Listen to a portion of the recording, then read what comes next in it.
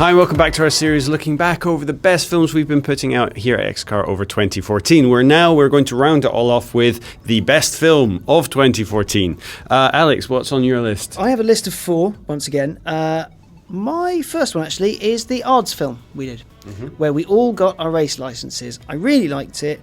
I liked the way we did it. It was very different for us because we weren't doing any of the scripting, really. We weren't really presenting. We were just being. And that was great. And the way it was put together was really nice, and I really liked it. Plus, it was an actual journey, and we all have little bits of plastic that says we're allowed to race cars. It was a brilliant little film. Check it out if you haven't already. What's first on your list? First on my list is actually Rich and Daryl presenting, sort of not really going for a history story, but looking at a car that's very dear to both their hearts. They both own MX-5s, and they wanted to tell the story of the Mazda MX-5. It's a great film. They got one of every example, and they got some specials as well there to see what people can do in terms of culture. So we got the standard Mazda MX-5s, we've got kind of slammed versions, we got one with an RX-8 engine in, we got the MGB in, we got the Lotus Elan in to see the inspiration behind those cars. So it was a really nice all-round look at it. The filming of it was horrendous. It was raining all day, which is a great time to make a film about the world's greatest roadster. It was a great little film, and it's nice to kind of see a whole range laid out in front of you, so you can kind of track its evolution from origins to high heyday to the latest version.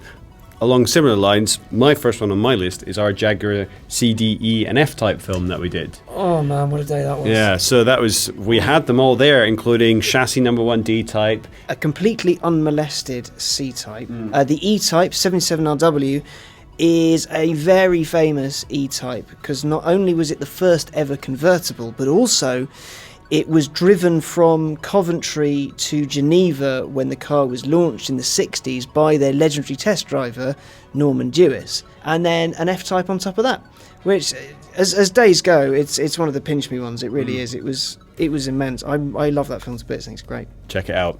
What's next on your list? Next on my list is the BMW i8. Really, really enjoyed it. And the film we got out, so was it 2 days in Wales when people left us alone?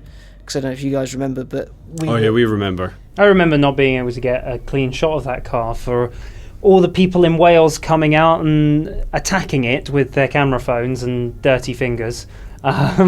Usually it's the quietest place to film a car, and really we didn't get a moment's peace. People tried to pull us over, and it was amazing to see that experience with a car, but when you're trying to get a film on it and you have a time limit, it can be quite frustrating. What's next on your list, Nick? Next on my list is the F-Type R. So we went to shoot that, and the odds are sort of stacked against us. A launch event can be 2 days, but really you fly in the first morning, you fly out early the next morning, early-ish, kind of early afternoon, and there's sort of events and kind of press conferences in between, so you don't actually get that much time with the car, which is fine for written journalists and people getting stills, but if you want a video, it's quite difficult. But we had a beautiful location for a few hours, a sort of closed road, which JLR sort of monitored either way, which they do rally stages on, outside of Barcelona, which is fantastic. We had a wonderful car that sounded absolutely beautiful. To be honest, yeah, I was really happy with the film we made out of that one. This film is also on my list because not only is the car outstandingly brilliant and makes lovely noise and appeals to every bit of me because it's British, has a V8 and is a bit mad. Perfect. But the embargo for the film was supposed to be a day after we got back, so we had loads of time to edit it, but it was moved to the night we got back.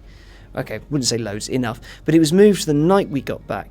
So to Nick's credit, and I know he's going to leave this bit in the film because he's a massive narcissist, we drove back to the office from the airport having gotten in late, knackered after shooting for 2 days. He stayed until just before the last tube, went home, got the first tube back in, had the whole thing done in what, collectively 9 hours? What else do we have on our lists for best film of the year? I've got the V12 Vantage S. That was fairly early on this year, and it's an absolutely beautiful car. We went to North Wales, and some of the roads there are just superb, but just hearing it bounce off the valleys, it was just a beautiful experience. It sounds absolutely amazing. We got some good sound of that, which we can hopefully play for you, but I kind of wanted an opening with lots of smoke, and because this car's got a lot of drama, so I bought some smoke grenades which I wanted to experiment with about I just remember what happened. Within 30 seconds Nick was dry heaving by the side of the road. Yeah, basically I got a lot of smoke grenades. I wanted to experiment with the different colours because, you know, just to kind of bring out the drama of this car, and trying to film all around it while smoke's going. everywhere. I don't think the smoke is toxic, but it's horrendous, and breathing in lungful after lungful. It was about 10 minutes into the shoot at about 5 in the morning, and I was dry heaving in the middle of the road. And then you started coughing violently and just exhaling smoke of different colours.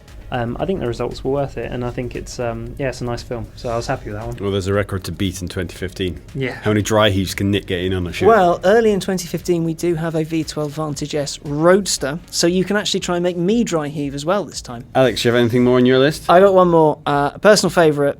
It's the Ferrari 458 Spider, because not only was it a lovely mid-engine Italian convertible red supercar, how can you go wrong with that? It was also an opportunity to tell a pretty cool story. The story of Dino Ferrari, Enzo's beloved son, how his influence actually started Ferrari along the path of mid-engine supercars. Directly or indirectly, he's the guy whose name lives on the sub-brand that started mid-engined cars built by Ferrari. He's the guy that had the idea for a V6 race engine that found its way in one form or another into the Dino cars, and then as Ferrari grew and expanded, the Dino brand was killed off, but then they became mid-engine Ferraris. So it was great to be able to tell that story. People seemed to really like it. The car was great. It was a lovely story to be able to tell, and we had a lovely time in Wales doing it. It's a great film, though. It's a really nice story, really well told. Really, really enjoyed it. And again, if you haven't seen it, why haven't you? I only have one more to add to that, still in Ferrari vein, and we did 2 on it this year. We did 2 films with John Pogson, Mr. Ferrari. The latter of the 2, in fact, we actually took them out onto Rockingham Race Circuit and got some great footage of those 2 tearing around. It was... Yeah, I mean, the film kind of speaks for itself, and if you like F40s, there's a lot of history about the F40, and indeed about John Pogson racing it, and he's a phenomenal chap, and it's definitely worth a watch. Those films, and indeed everything that we've discussed here today, is available on XCAR.com and our YouTube channel, XCAR Films.